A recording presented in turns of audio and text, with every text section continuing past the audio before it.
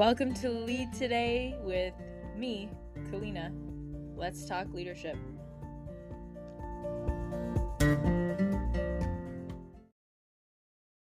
Hello and welcome to week 4. This is such a, I was going to say it's such a difficult time. Every single week of this process comes with its own trials and tribulations, as well as miraculous pieces. And the more I think about it, the more I experience it, the more I speak with other women about this, I think we've got to embrace the ups and downs, or the good and bad, quote unquote. I think there's so much labeling, and really, don't get me wrong. There are things that objectively in life occur and they feel bad or negative, but do we have to run away from them? I don't know. I think a resilient and strong way to think about this is that I can handle whatever comes my way, and some things are going to really break you down. And I do think that sometimes that's necessary in order to rebuild. And so it's such a humbling thing. I need to put it into words because we're here and we're talking. So I'm going to put it into words somehow. That being said, it feels like such an internal process of being reborn, rebuilt, regenerated, however you want to say it. There's such a destruction, and the destruction part of the creation cycle is so critical. And so if implantation is to occur this week, which is what we're hopeful for, then baby is settling in your womb. You have this first physical, bond of this rooting kind of experience. We talked last week in week 3 about that sort of spark of life that occurs at conception, and then now it's really taking hold by rooting into your uterus, and that's what we're hoping for and wishing for, maybe to the point of fixating on it. And I'll tell you, I've done a lot of fixating, a lot of ruminating, a lot of trying, efforting, pushing, wanting that desire type of energy, and it's such a relief to let it go, surrender it, be like, you know what? And it's funny because, okay, I surrender, I give up, feels like some sort of defeat. And we're not talking about defeat or giving up in the sense of, okay, I don't care anymore, or I don't want this anymore. I think we need to make that distinction. We're at week 4. There's this 2-week wait period. You're nearing the end of it by, the end of this week, beginning of week 5. You're doing the pregnancy tests. You're finding out you're pregnant. Maybe you're having some symptoms. There's this whole world of symptom spotting where you're just trying to pay attention to any possible symptom. Am I nauseous? Am I, is something happening? How are my boobs? Am I, like, there are all these little signs that you're trying to see if you can discern the outcome before you get that definitive test result, and or that missed cycle, however you're going about it. And I think that's part of the problem, actually, is that we want these definitive answers. We want these, like, yes or no, and we want to know right away, right? Like, I think if we could know at the moment of conception definitively with a test, I think people would just absolutely go wild over that and pay for it. Yeah, they would definitely pay handsomely to know. And what's interesting, though, and I don't know if this has been your experience, but for me, I've sort of known at the moment of conception, which sounds kind of wild. Not every time. And I think as my journey has progressed, I've become actually more and more distanced from my body. And that has been a huge opportunity for me, is to come back to connection with my body and trusting my intuition, trusting that those thoughts and sensations are real. I think when outcomes are not what we want, we start to doubt our own intuition and our own knowing, and that's such a sad thing. And that's what I would hope for you to retain this week, and of course just going forward overall, is your connection to yourself, your connection to your body. It's, of course, it's quote unquote hard to know for sure, right?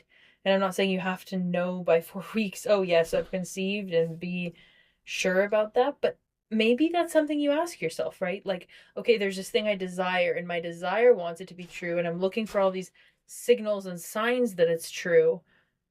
But what if I just connect with my body without that attachment to the outcome? Now, and in the 2 week wait, so kind of last week into this week, end of this week, I think that's what we're called to do. I think we're called to connect with ourselves and separate that from the desire, separate that from the outcome. Because, depending on your experience, yeah, you get that positive test.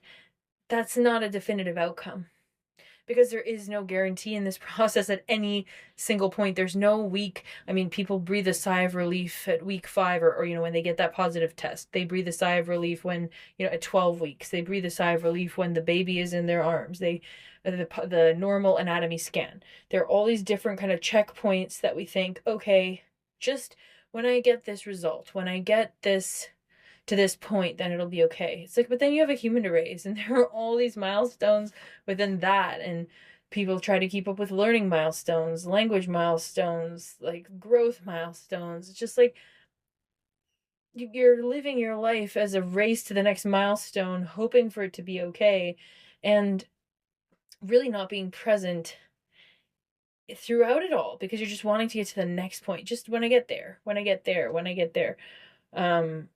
I think we live our lives that way, not just in regards to pregnancy, but sort of overall, right? It's like, okay, I just need to graduate. I just need to get the job. I just need to get the promotion. I just need to get married. I just need to have the kid. Then. And we're so hyper focused on outcome. And I mean, for a decent, there's a reason. And the reason is a good one, in that, you know what? At the end of the day, especially when it comes to work, people don't really care about your process as much as your outcome. I mean, they do. Like, people will pay for process in terms of, let's say, food, right? Like, if you have something that's regeneratively farmed and really well treated, people will pay more for it. Yes, absolutely. But at the end of the day, you cannot sell a dozen eggs unless there are eggs there to sell. The tangible, right? We care about things coming from our mind's idea into the tangible. And this process of creation, it shows up as this desire in your mind. I'd love to have a child.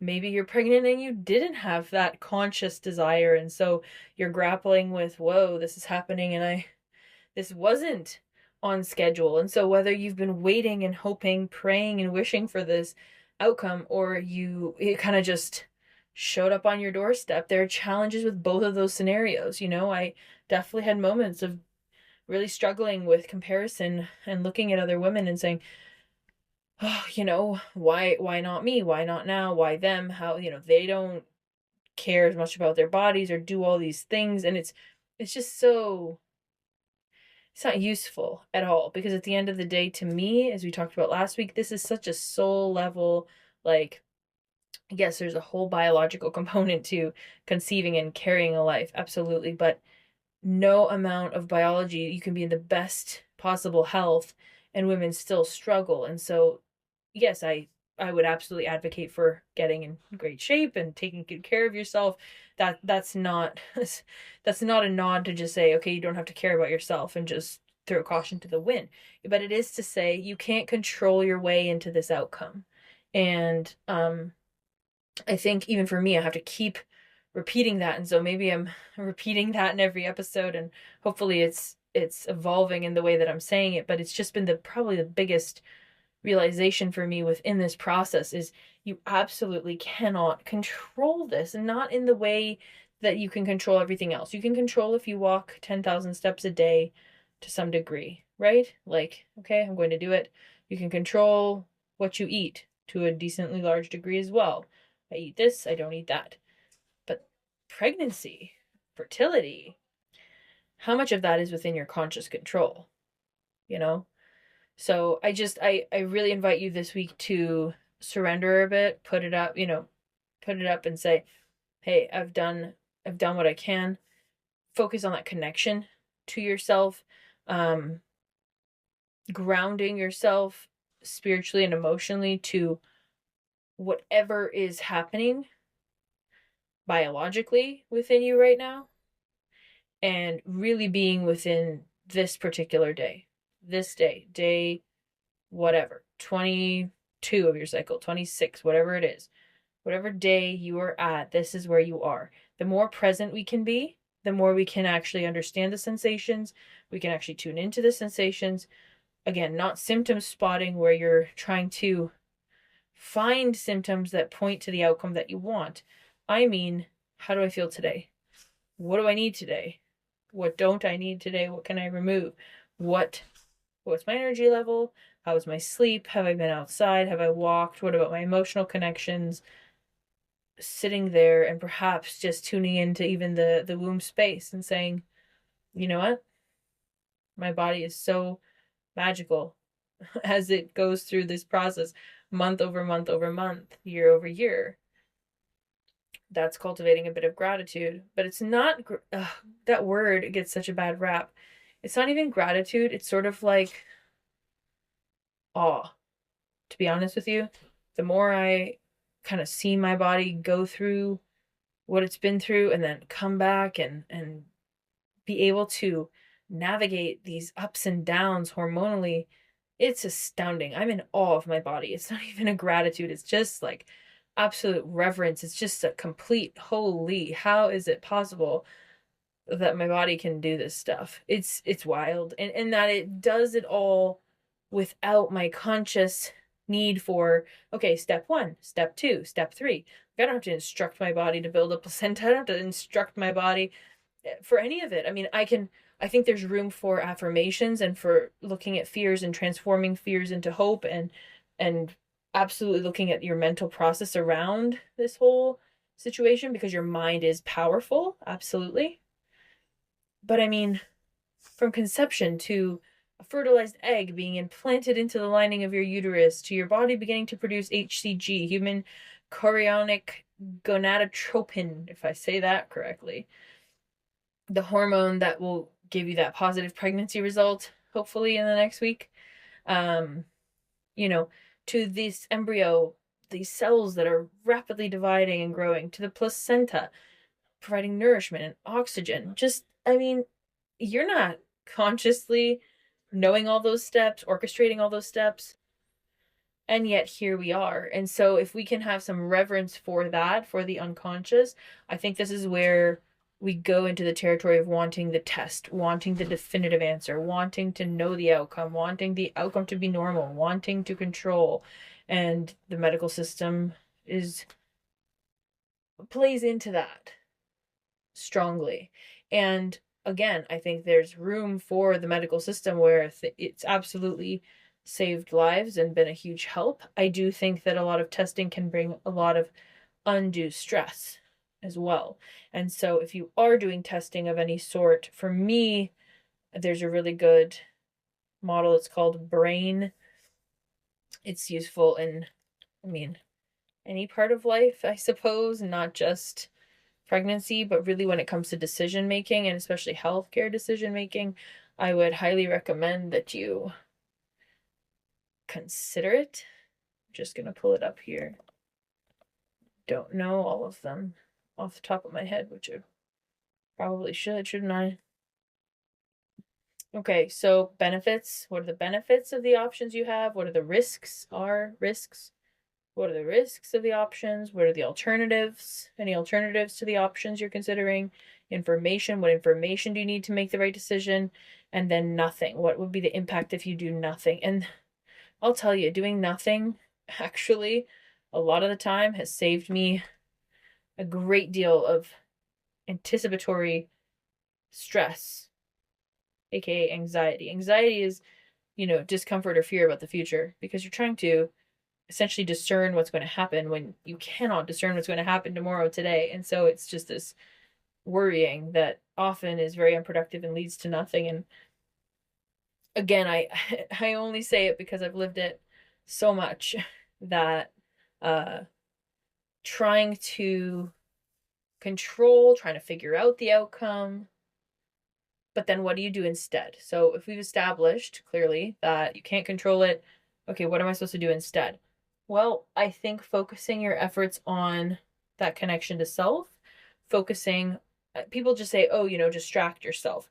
I don't think that's great, because distracting with other, like, let's say, okay, just watch a show, or kind of try to make those 2 weeks pass by and get them over with. I mean, so half your life you're just going to try and get it over with, right? Like, I mean, 2 weeks out of the month for however many months you're just trying to get it over with. I think that's a flawed concept. So I would say it's more about leaning in, really leaning into where you're at and immersing yourself in what this point in time is asking of you. And it's asking of you to ground yourself so that if an embryo is implanting, you are grounded to welcome this new connection into your world for as long as that connection will be there. And I mean, arguably, if it's a soul connection, that's a lifetime. Physically, who knows? I mean, I think I mentioned this last week, but it's like there's no guarantee of 4 weeks, 40 years, 400 years, it's like there's no the set amount of time we cannot elucidate through any type of test. How much time are you going to get with your child? And so if you're pregnant right at this moment, it's this beginning phase. You kind of don't know. It's this anticipation. It's exciting. It's nerve-wracking. This is the beginning, and that's what beginnings are. And it's filled with possibility and hope. And that's why it can be so devastating if things don't go the way you plan, and yet you're in an anticipatory, exciting phase.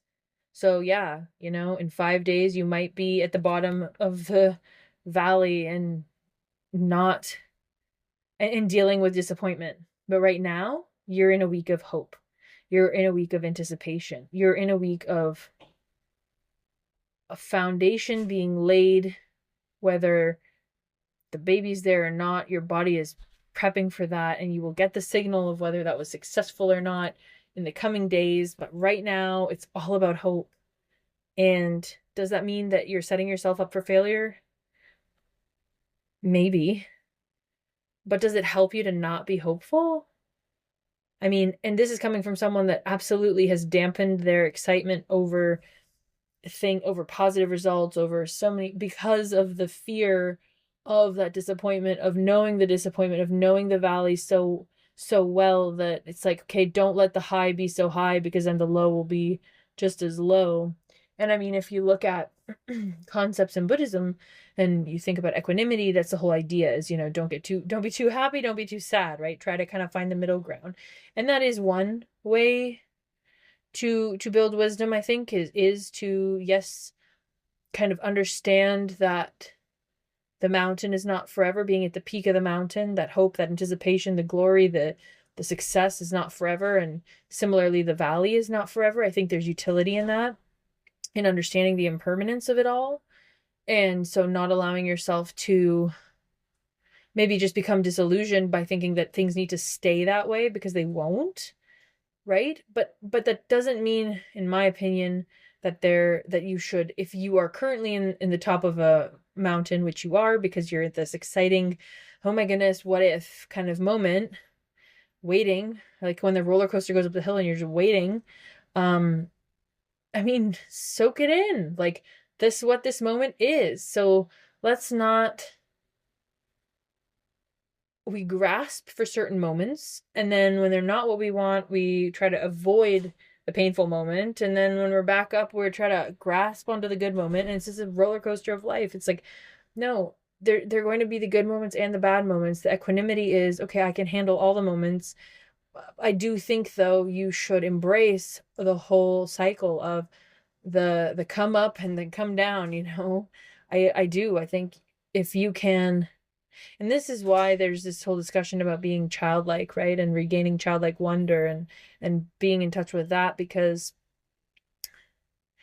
children allow themselves to feel the full spectrum of emotion, and it's so beautiful, and they allow themselves to just have the experience, and then they move on to the next thing, right? So they're not holding on to it. If you allow them to just truly, if they're like having a tantrum, but then they get distracted by the dog and they run off and they're good, Like, children really do have it figured out, I think, in the sense of feel it, have the emotion, have the anticipation, and then when it's over, move on to the next thing. They do it brilliantly. And so I think kids do come into our lives to teach us that in a big way. And so week 4, hey, you're at the top of the mountain. This new potential is there, and we're hopeful, we're excited, we're waiting, we're wanting, we're desiring.